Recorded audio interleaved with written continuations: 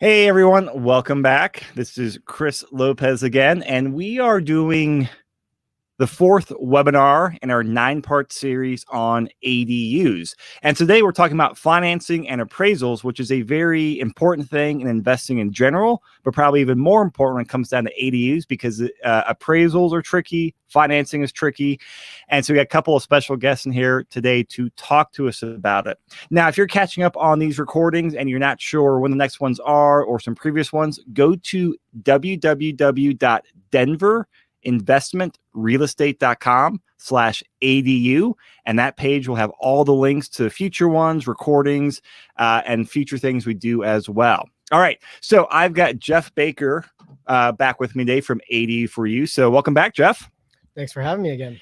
And our special guest is Troy Williams, who is a loan officer at North Point Bank who specializes in ADU financing, and not just in Denver, but actually does it a couple states across the country as well. So, Troy, I'm looking forward to picking your brain today. Oh, absolutely. I'm looking forward to it as well. All right, gentlemen, you got the controls of the PowerPoint. Take it away. I want to learn. All right. Thank you. So we'll touch base here on who ADU for You is. We are your modern carriage house builder. We build ADUs. We educate, advocate, and build. We are working to push the ADU movement forward through these efforts. We give homeowners an unexpected and exceptional ADU building experience. And we don't have a slide for Troy, but Troy's with FinanceMyADU.com, and he will give us a little brief on what he does. Sure. And, unfortunately, I'll call myself an ADU geek. I'm really passionate about ADUs. I love them, love talking about them, and I probably know a little too much about them. But obviously that's for everyone's benefit. I am a loan officer for North Point Bank, but my webpage is FinanceMyADU.com, and everything we talk about today is going to be you can find on my webpage. And of course, if you have any questions, you can give me a call afterwards as well.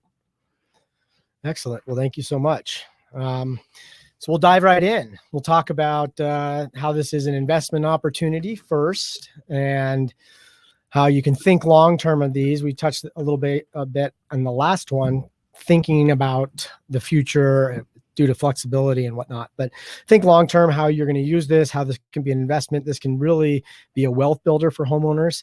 This can be a security blanket for homeowners. And it is just really a good opportunity to be able to earn income on your own property. ROI can vary. We've touched on that. There's short-term, long-term, corporate rentals, all sorts of different options out there, and where your break-even is. Your break-even will vary on the type of rental that you do. If you do short-term, they're seeing somewhere probably around 6 to 8 years, and you're probably double on that for a long-term rental. You could also mix it and reduce that return on investment pretty quickly. So we got a gentleman who's doing a mix, and he uses 3 months of the year for his parents that come from out of country. And he thinks he's the one who actually did a lot of the building himself. He thinks he's going to have a 5-year ROI, but he saved about $75,000 plus on his build. 5 years for break even to pay for it? 5 years to pay for it. Yep. Current track record, we're seeing a big push in the ADU development and interest in hot real estate markets. These markets have homes in them with lots of equity, and we see that in Denver right now. Many of these homes, especially people that have been in them for a long term, have a ton of equity in them. And we've touched on this before. There's really 3 things that spur ADUs taking off in cities. First is the affordable housing shortage. The second is the political support. And the third is single family zoning. We touched on that last week, where the current zoning across 917 cities, and this comes out of Cole Peterson's book, is predominantly single family zoned, 68%, and the need is around 25 to 33% for that type of zoning. So we've got a lot of zoning that can be converted over to take ADUs onto the back of the property. So I'm going to let Troy take over here. We'll talk about some of these financing options, and he can dive in a little bit deeper. Sure. Thanks, Jeff. So, when we first talk about financing, obviously, because that's what I do, I'll tell everyone, hey, it's the most important thing. A couple ads that I run, I joke around. I say, the very first thing you need to do is to find out, obviously, if you're zoned correctly. because obviously I don't care how bad you want an ADU, if you're not zoned, you can't get it. But the very next thing, if that's 1A, is got to be figure out how in the world am I going to pay for this thing, because they're not as cheap as people think they are. They can be. Now there's a wide range of pricing that you can look at, and so a lot of times you're going to be really, really creative. The ADU financing world it's still relatively new. So I'm going to talk just about a couple different things. Obviously you're a homeowner.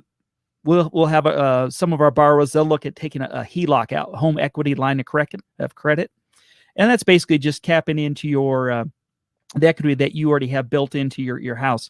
But that's the existing house, not for when they're doing the ADU, right? That's for the house already on the property. Yes. Yeah. So basically, and what's great about the Denver market, obviously, is if you've lived in your house over 3 years, you've probably your equity has grown substantially, and so that allows you to be able to take that cash out. What's nice about the HELOC is that it's a pay as you use it. So you might have $100,000 available in a HELOC, and let's say if you only use 75,000 of that, then you're not paying interest on the part that you're not using.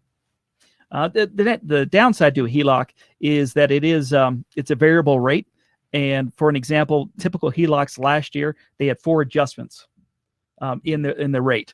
So HELOC can be a good product at certain times of the year. Right now, it's probably not the most popular, but hey, if that's the path you want to go, it's certainly something you could look at.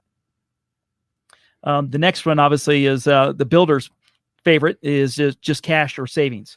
To write that check, and pay as you go. For those people who aren't that fortunate, though, that isn't always an opportunity. The one that I think that I like to talk about the most, that we focus on, is the construction refinance. And here's what I love about the construction refinance loan is that we're going to have an appraisal done on your house, and we get to take the future value of it.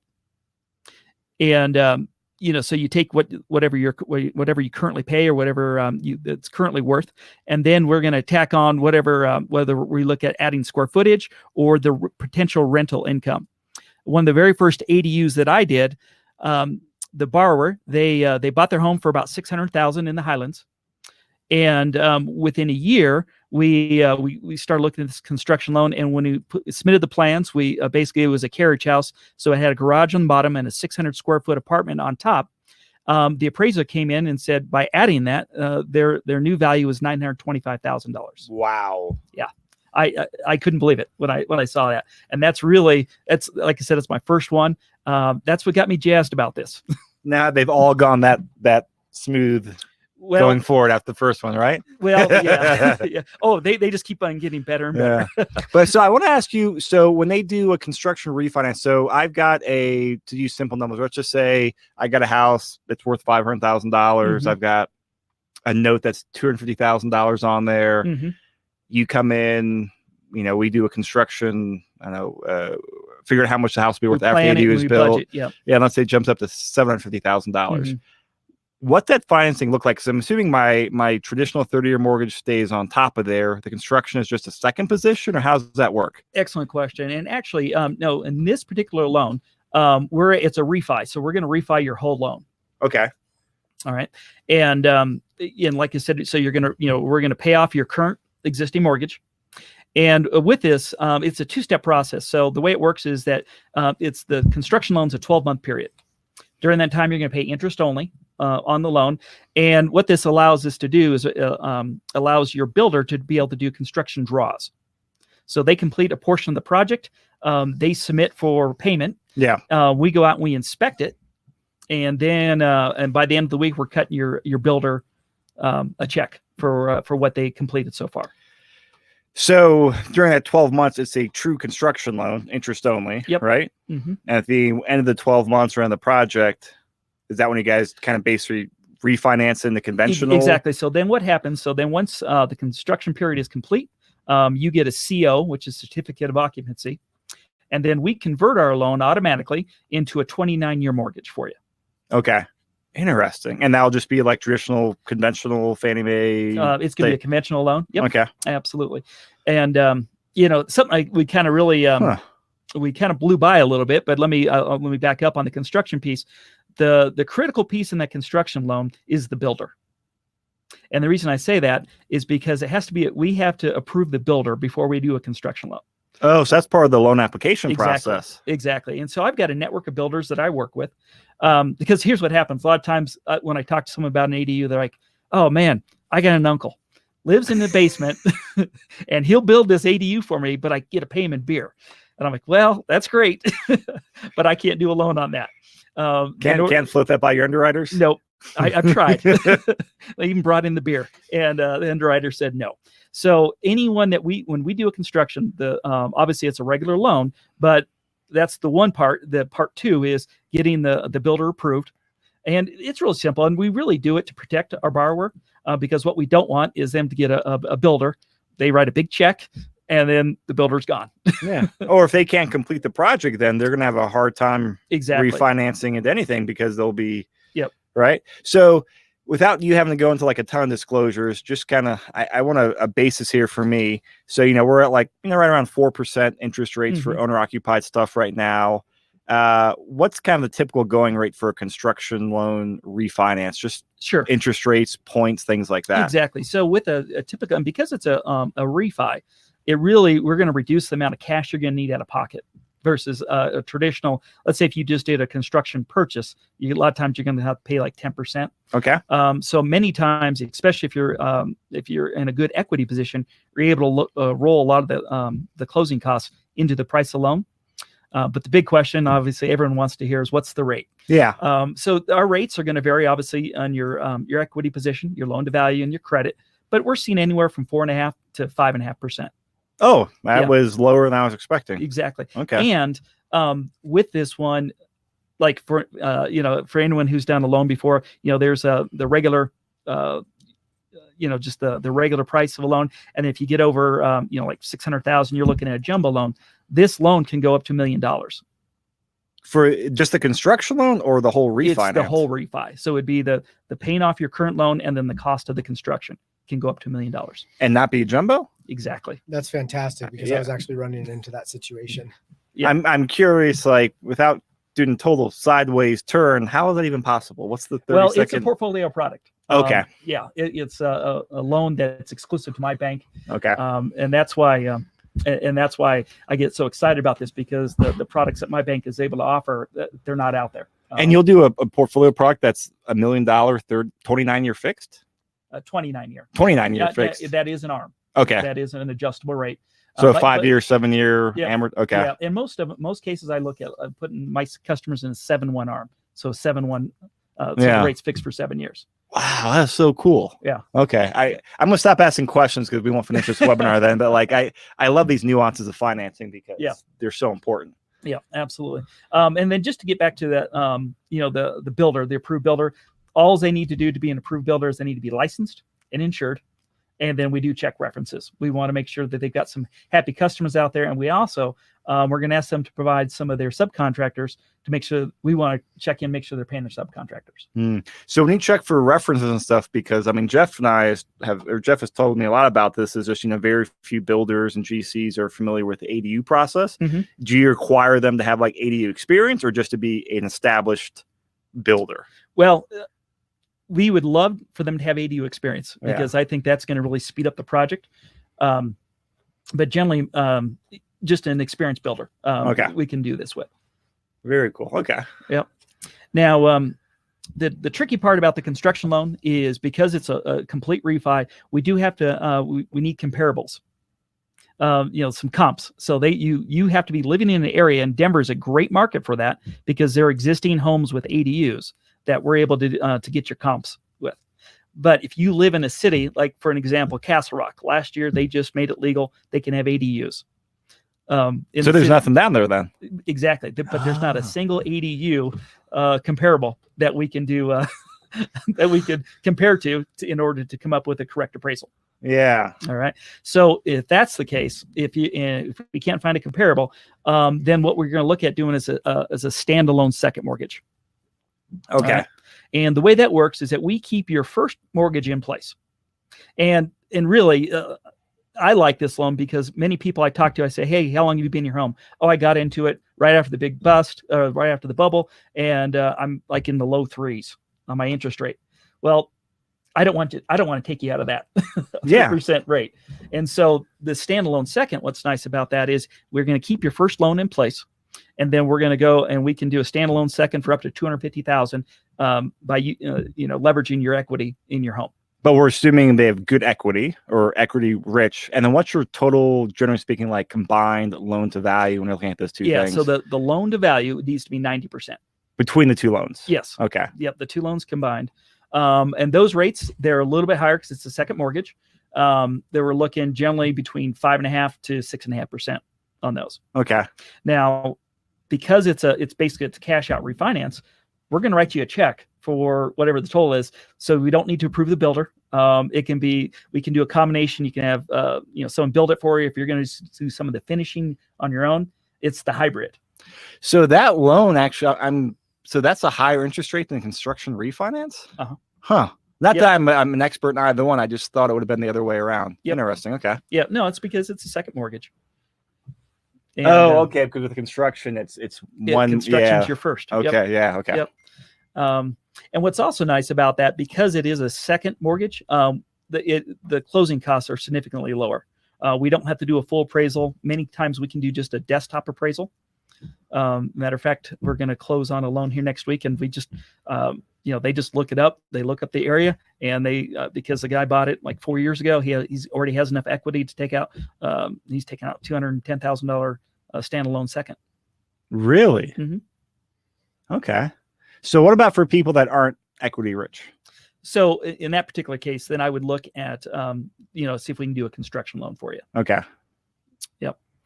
The next one that I want to talk about, and I get real excited about this because I'll just speak real personally why I'm such an ADU geek and why I got into this. I recognize this as an excellent vehicle for either a homeowner who has a parent that they're trying to take care of, or if you've got a homeowner who's a little bit older, maybe they're retiring and they need an income stream. Yeah.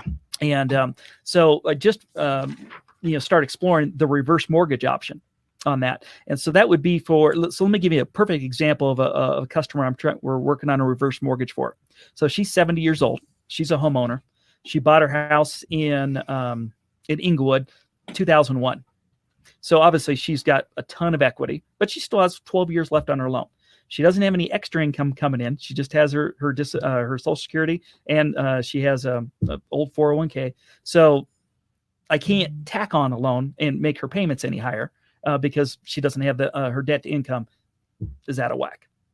So what we're looking at doing is using a reverse mortgage, where we're going to remove her payment and be able to take that equity out of her house, and she's going to be able to build that ADU with that equity. And in her case, this is a great story. She's going to build the ADU in the backyard. She's going to live in the ADU. And then she's going to rent out her primary house for $2,000 a month.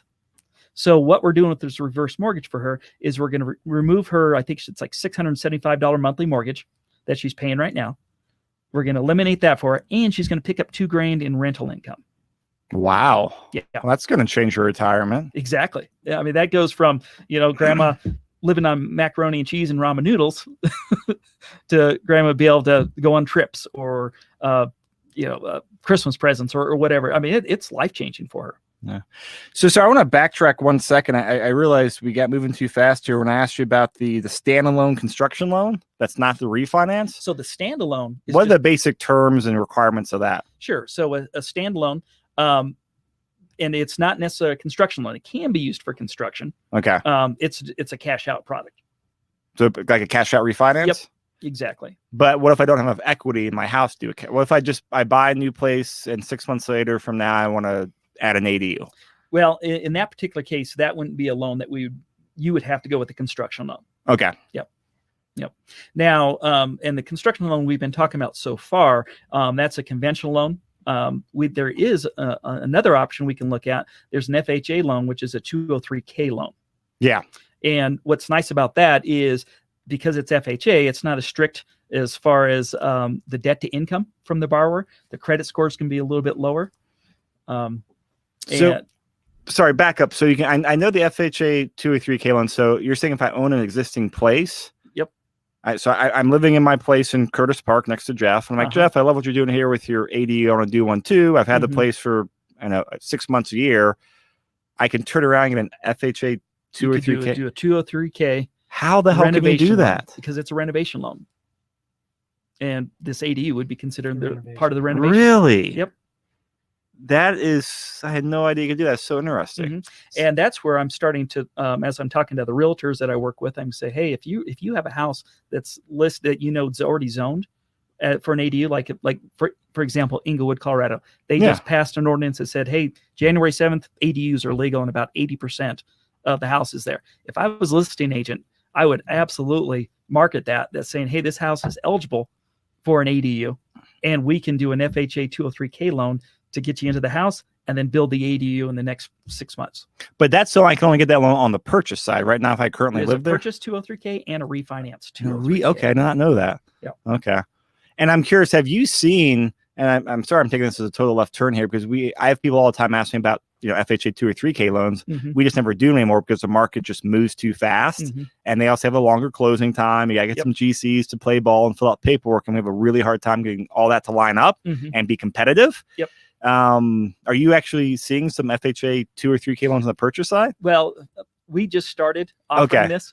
But once again, it's going to get to the key is going to be the GC, the general contractor. Yeah. Getting that lined up. And that's why I like being able to create the network of builders who specialize in the ADUs. Wow, this is so interesting. Okay. Keep talking. I'm loving this. Okay. Well, I told you I'm a geek about this. I'm geeking out with you on here, and I know we got listeners as well. Yep. So, so with that, like I said, the beauty of the 203K loan is it could be upfront purchase. So, you think about it, hey, I love this house, but I'd love to get some extra income on there. So, and that could be, an attached ADU or detached ADU. I mean, these loans could be for anything you're looking for, as far as, you could be solar panels, etc. I mean, anything you'd want to be able to add to that house that to get it up to the standard that you'd want it to be at. And walk me through the basic terms of the 2 or 3K loan. Call it not refinance. What was the second? Well, there's two. There's a purchase 203. Okay. And there's a refinance 203. Walk me through the basics of the refinance 2 or 3K. Sure. This is new to me. Yeah. So it'd be very, very similar to that construction loan that we talked about before. We would get an appraisal done on based on the finished product. So what's the value of the home going to be when we add 600 square foot?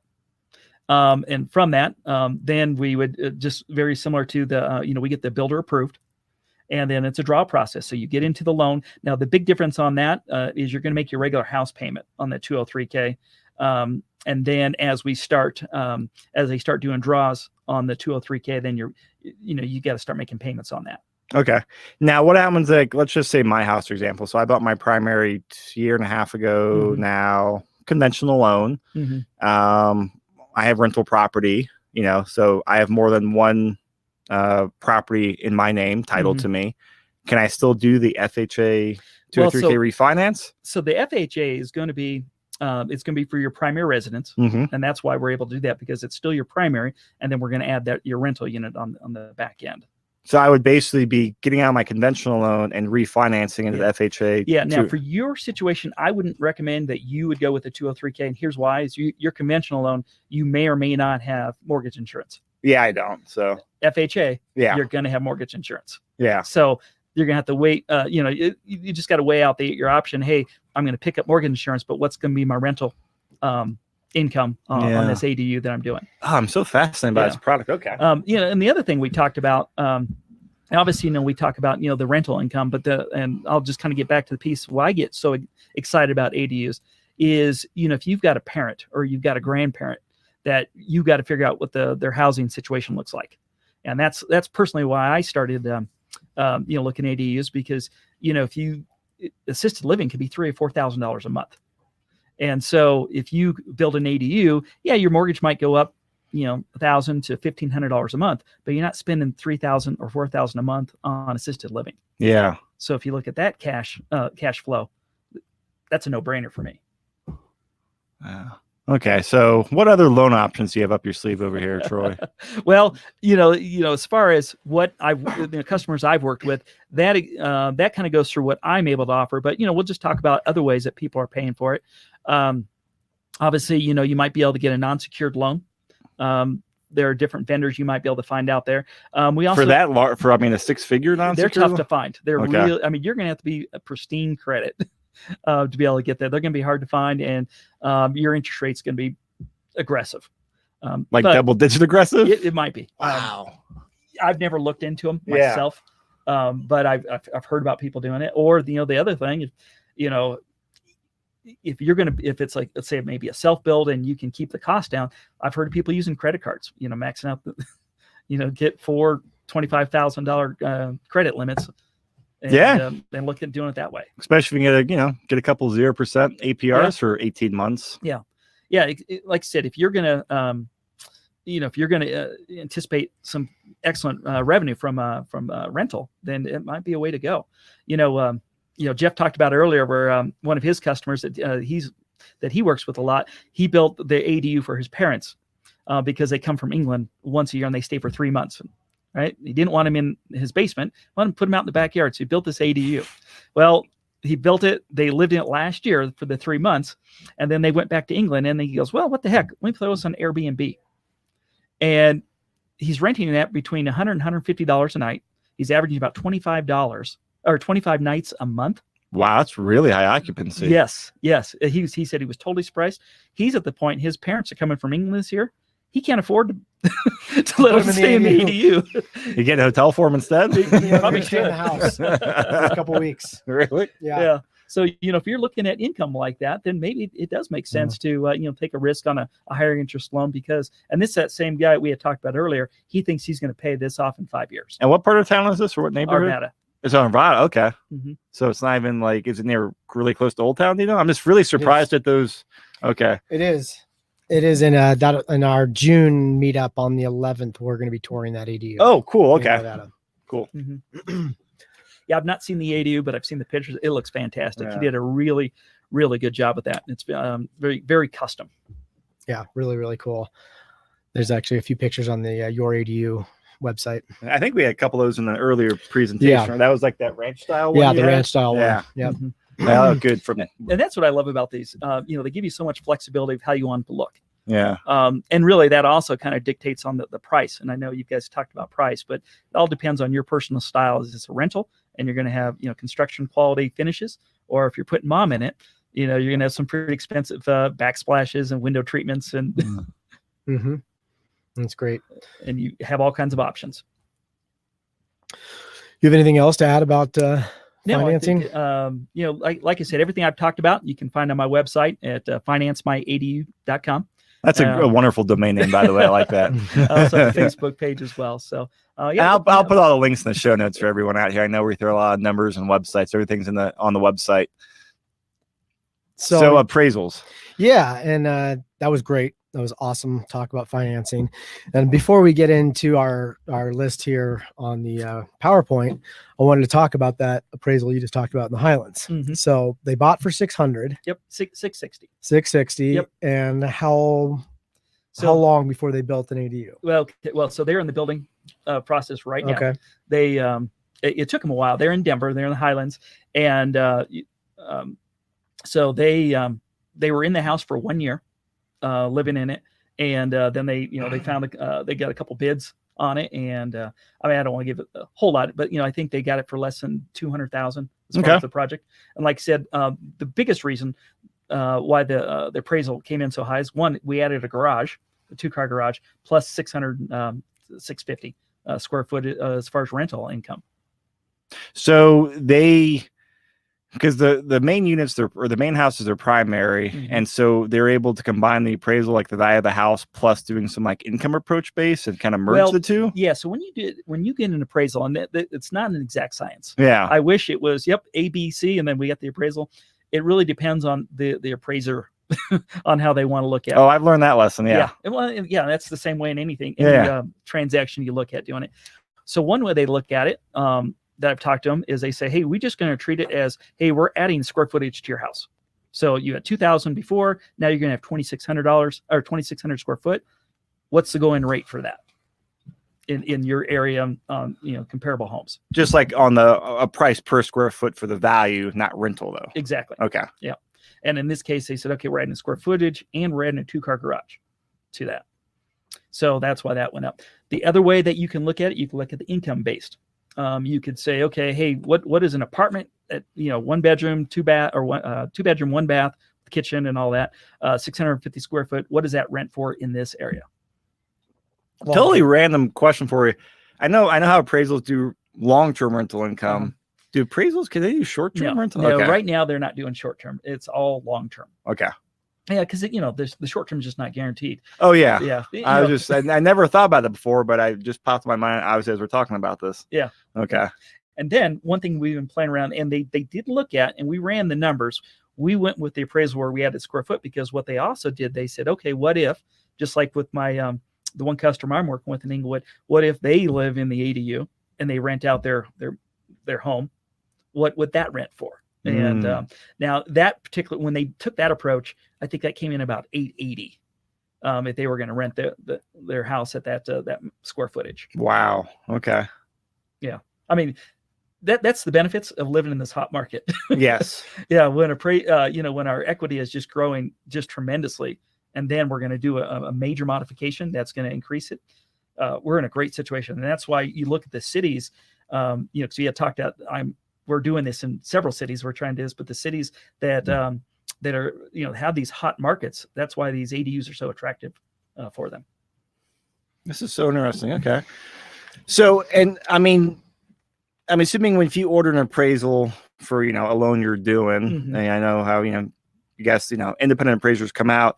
Do you specifically get appraisals that have experience with ADUs? Because I know the comping and the figuring out is a major curveball for everyone, appraisers included. Yeah. Well, we, as part of the mortgage process, we don't really, in the way we work it, we don't get to pick the appraisal. Okay. We put it out there. We people bid on it and they can pick it up. We're just hoping that they have that experience. But I had talked about this it's the toughest part is finding the comparable, is finding a house that's been sold that had an ADU already existing. Yeah, there's not a whole lot out there. Well, in Denver there is. Denver's got there's enough for good comps on those all the time. Mm-hmm. Well, okay, yeah, and or good enough. The radius, we expand the search area that we're looking at. A funny story I talked about with Inglewood, because they just, like I said, they had they're starting to build ADUs in Inglewood. There are comps in Inglewood, but it butts up right against Cherry Hills. Mm-hmm. And so when you do a search for a house in Inglewood area that has an ADU, you're generally talking a $2-3 million, mansion with a guest house. So we're not able to use that. So in that particular case, we had hoped we might be able to find something that's close in the Denver border we're able to use, or we're going to have to go with the standalone second. Okay. And how big of a radius can you guys push out when it comes to ADU stuff? Because I know, for traditional appraisals and comps, you keep a very tight radius. Yeah. Or is it just you can't really say or don't know? It really depends. Yeah. Yeah. I mean, we'll push it, and I'd love to say, oh yeah, it's 10 miles, but it's not. Yeah, okay. Every situation is going to be a little bit different.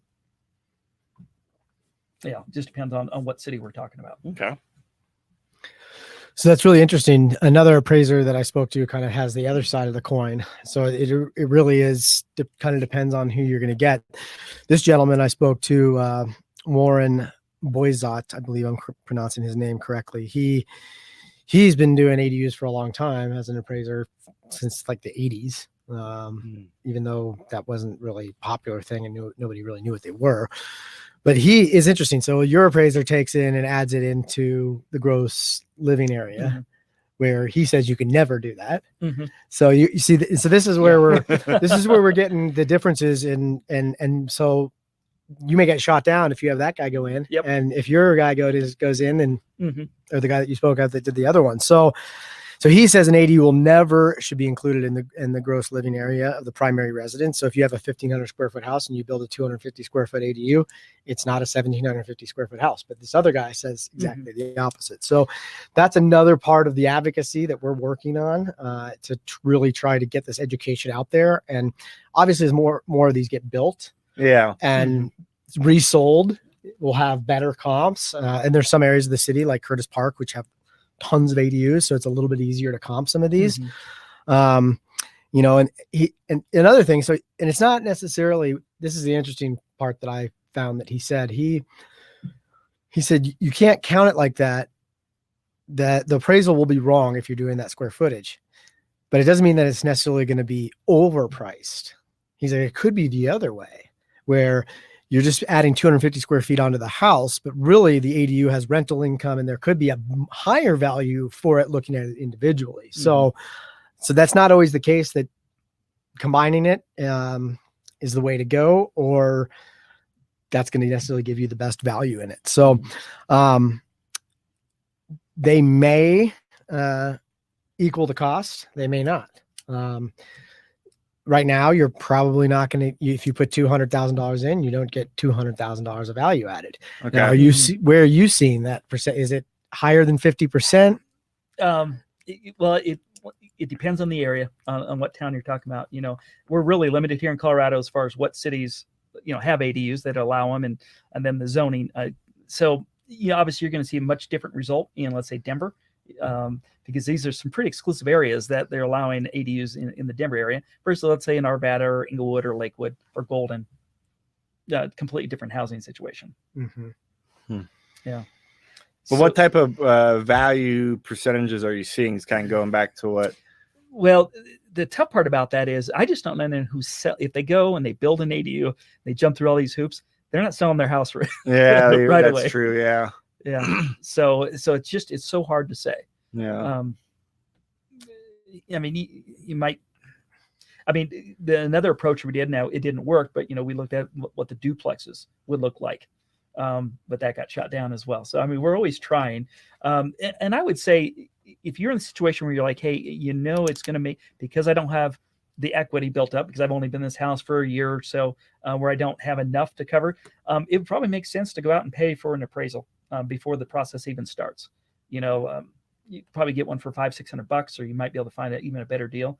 And in many cases, we were able to transfer these in. So if you get the appraisal and it comes back where you want it, we're able to transfer it in and use it as part of our loan process. Oh, okay. Sometimes we're able to do that. It depends if they're in our network of approved appraisers. Yeah, and there'll probably be a certain time frame too, yes. right? Yeah, exactly. Yeah. Okay. Yeah, but it would absolutely be a good investment if that's the route you want to go with the construction loan.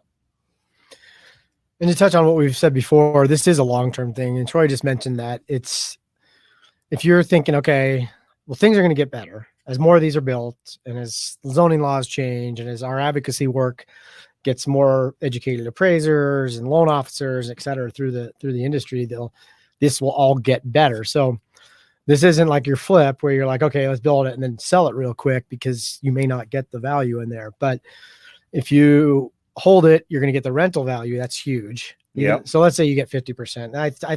I think most appraisers would at least give you 50% of the build cost towards the value of the whole property. So let's say you get that. But if you're going to hold this for the next 15, 20 years, and you're getting rental income, eventually, if you resell it at 15, 20 years, these are going to be so common that yes. Yeah. And just like in Vancouver, we talked about the mortgage makers or mortgage helpers. A lot of people won't even look at houses that don't have the income property on the back, the laneway house. So, so yeah, this is definitely a challenge. We're talking about a lot of challenges here through all the ADU subjects, and appraisals are a difficult thing. It's not necessarily that they don't know. Some of them don't know. Some of them are very familiar with it, but I think they're a little bit uncomfortable with saying, okay, this is valued at what you built it for, just because there's no track record yet. Right. Yep. Yep. And once again, it's going to get back to the amount of detail you're going to put in your build.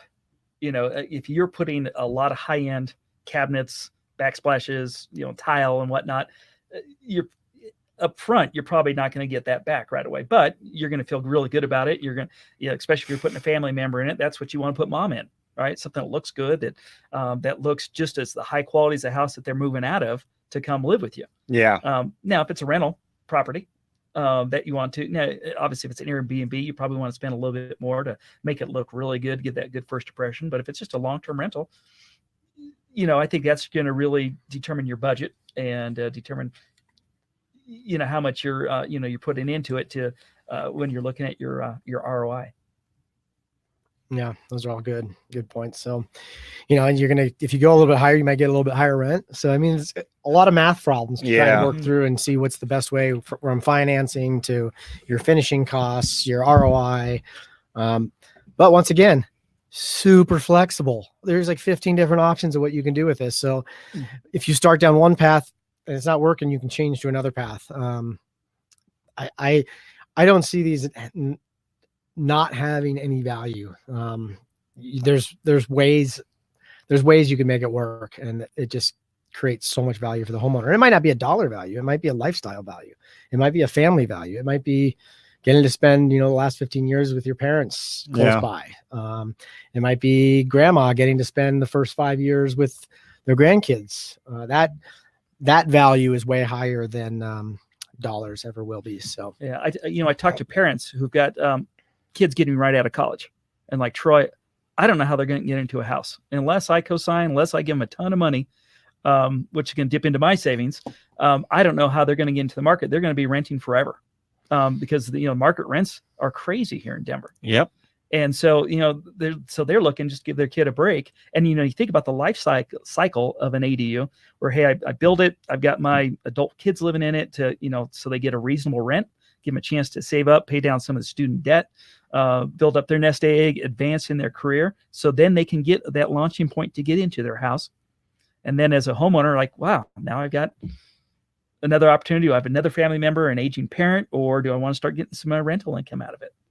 So yeah, it's really cool flexibility it gives you, like both from a lifestyle and just you can make great rental income. Yep. All right. I think we touched a little bit on this, but rental income offset. And as we go further down the road and time progresses on this, we will be able to take in that rental income. And maybe, hopefully, we'll be able to have a short-term rental value, be able to put onto these things. I mean, you pulled my property through that website. After last week's webinar, we pulled it off of Air DNA. And that said $41,000 a year. And so that would be great. Oh, wow. To be able to say, hey, Troy, can I get a loan? Here's an extra $41,000 in income I'm going to make. And maybe they don't give you all of it, but I think as time goes on, once again, follow the short-term rental laws in your city. We do not want this option to go away. It's a huge flexibility thing. It makes it easy to be able to use the space how you want it. So follow your short-term rental laws from your cities, because we want this to be something that stays in place or gets added into other cities and not taken away because people are violating the short-term rental laws. Yeah, so much of the ADU market is word of mouth and their personal experiences of it. And my goal, and everyone's goal in the here, we really want people to have that smile, that twinkle in their eye when they talk about their ADU. Well, that was great. I'm so glad I did that. Or my neighbor did that. Gosh, he is making so much money. What we don't want, obviously, is hear about people with these rogue ADUs that they've got a shed in the backyard with an extension cord and a garden hose, and they're the city shuts them down, or it's just overall bad experience. So we really want good experiences on every aspect of it. The people who are renting these, people who are building these, and the neighbors, the neighborhoods that they're built in as well. Yes, because they really can keep the character of a neighborhood by increasing densification and adding affordable units. Not that affordable in Denver is super affordable, but lower level pricing for rentals. So, I think that's great. And one point that I want to add is every person that I've spoken to that's built one of these things says this is the best thing I've ever done. Really? This is the best decision I've ever made in my life, because it just allows them flexibility. And now they just got money showing up that they didn't have before. So, let's see, where are we on here? The average area long-term rental rate should be counted as income. This is how they do it in Vancouver. Once again, they call them mortgage makers. So they're much further along. Vancouver, British Columbia is the #1 ADU city in the world. And then you've got Portland and Oregon following close behind, and Denver and Austin and Washington. Now Washington is going to explode with all the new rules that they put down. They just really laxed everything. I mentioned that last week as well. Really cool write up on that. That's got some interesting stuff in it. And I just read an article the other day that in Los Angeles in 2017, they had 1,700 ADU permits pulled for the city. That's great. Yeah. And that's probably like 10 years worth of permits in Denver, right? Yeah. Oh yeah. They built 24 ADUs in Denver last year. And it's funny because you can go to most city websites, and like in Arvada, you can go and they'll show you the list of every ADU has been built since 2013 when they started allowing it. And really? Yeah. Huh. Yeah, that gentleman that we're going to tour in June in Arvada, he was the 15th. Yeah. That's so funny. Yeah. So we're going to see that. I mean, if this zoning stuff changes, and with the amount of information that's getting put out there now, and people realizing that these are really, really good things, that we're going to see this really advance. Yeah. Well, if you look at the numbers in Denver, I did a little research, and so there are 100,000 homes in city and county of Denver. Of those, only 14,000 of them are zoned correctly for an ADU. What were those numbers again? So 200,000. Okay. I'm rounding. And then and it's like 14,000 of those are eligible are currently eligible for an ADU. So what's that, 7%? About 7%. Yep. It's actually higher than I thought. Yeah.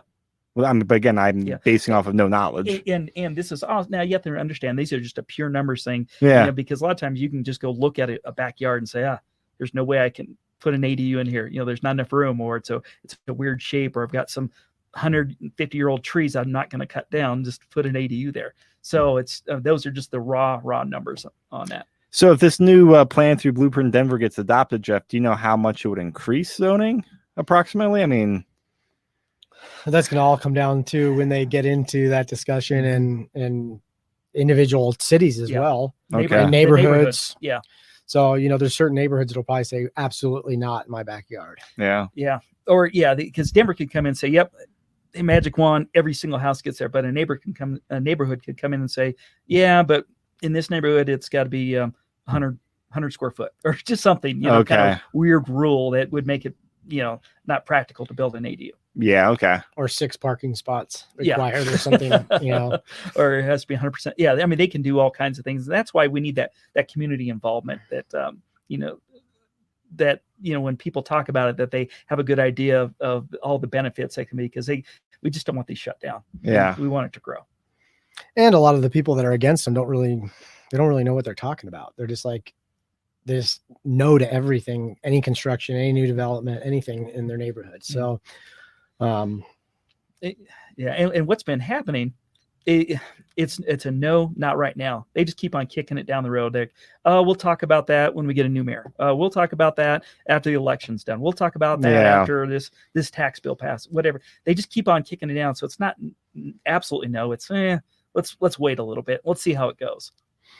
And our argument is this has been going. Blueprint Denver has been in the works for 3 years. So why now are you just wanting an extension? Like, why didn't you deal with addressing these issues? Because that's the way government works over the last 3 years. So, and you're right. There's a lot of people. Oh, this is the political season. Everything's changing. We're getting a new mayor. We're getting a new city council. It's okay. So now they're going to come in and they're going to say, let's wait another year on this. It doesn't really make sense. Let's get this solved and move forward. A couple of other rental income offsets: reducing or eliminating mortgage payments. I think that I don't know what my mortgage payment will be, but I've got a pretty good guess on my whole property, and I think I can cover it and have a little bit extra. So eliminating my mortgage after I do a big construction project is a win. Huge. Total win. Huge win. Supplemental retirement income and downsizing. We've talked about that before, and it is a huge. If you don't have to move, or you don't have to go into the assisted living, and you can stay on your property, like I said last week, maybe you got gardens that you loved. You put so much time and effort into your property. Yeah, one of my favorite stories is you got a couple just retired. Like, we've got this huge house, retiring. We want to travel. We don't want to be in the house. So they add the ADU. They're going to live in the ADU and they're going to go travel. Yeah. 50% of the time they're going to be gone out of the state, out of the country, wherever they're going to go. So why have a house open there, being unused? So, hey, let's rent it out, increase my retirement income, and then I get to live the life I want to live. Yeah. No, I mean, that's an awesome setup right there. Mm-hmm. Advocacy. So we talk about this on every single one. So appraisers, we got to continue. We just had a perfect example of two completely different opinions. And they're probably both right. Yeah. And they're probably both right. Exactly. Banks. So obviously Troy with North Point and financemyedu.com is open for this. So they see the opportunity and aren't scared away from this, but there needs to be more options. Maybe Troy just wants to give you the only option, but it make it easier if it expands. There's going to be plenty of these built, so there's plenty of business for everybody, I think. Not too many lenders have ADU loan products or know how to do it. Like I've been. You're right. Yeah, I mean, I think you're the first one I talked to about it. Maybe there's some lenders listening today, and they're going to say, "Wait a minute, why aren't we doing this?" Yeah.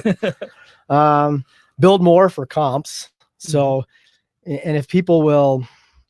If some of these start to get sold with the ADUs on them, the ones that are being built currently, and maybe there's some wiggle room on when we're going through their closing on that to I don't know, get a higher amount, so get a higher value for that. So hopefully as these continue to sell, we get more comps. That'll happen. Tune in for our next webinar. So I think we're on again next Wednesday. Right? Yeah, it's next week. And so whether you're listening live, check the calendar. If you're listening to a recording of this in the future, just go to denverinvestmentrealestate.com/ADU for all the links, or just hit like the next button on your podcast player and it should jump you forward to the next one. Excellent. And then get involved. So sign up for our newsletter and our meetup group. Attend the planning board meeting on April 22nd. If you sign up and get involved in this, you'll hear all the latest stuff. Stay tuned in to the denverinvestmentrealestate.com ADU section, because after we do this 9-part series, we will come back and maybe we'll address specific neighborhoods and talk about different zoning issues in specific neighborhoods or cities, or as the changes come about with Blueprint Denver, and we can keep everybody up to speed on that. So you're getting all the current information. That planning board meeting, once again, is on the 22nd of April. If you can attend it and voice your opinion that you support ADUs and you want to see them available more broadly across Denver, and you want the adoption of the Blueprint Denver to happen ASAP without delay, like we were just talking about with the new candidates coming in and the political season that we're in right now. So yeah, if you can't, then please send an email. If you can't attend that meeting, please send an email to Blueprint Denver and tell them all that. Stay involved with us. These are our meetup groups. Colorado ADUs, Backyard Property Investors is the meetup group. You can find that on the Meetup app or meetup.com. So please join that, and then RSVP for our next meetup on April 16th. So that's Tuesday in the Highlands at Call to Arms Brewery. We do have a little private space back there, and we are going to tour an ADU after we meet up and talk and do some more learning. There will be experts in the field there, builders. Troy, I think, is going to attend, so you can ask direct questions to Troy if you want. So we'll have multiple people to answer questions. I think there's a couple architects going to be coming as well.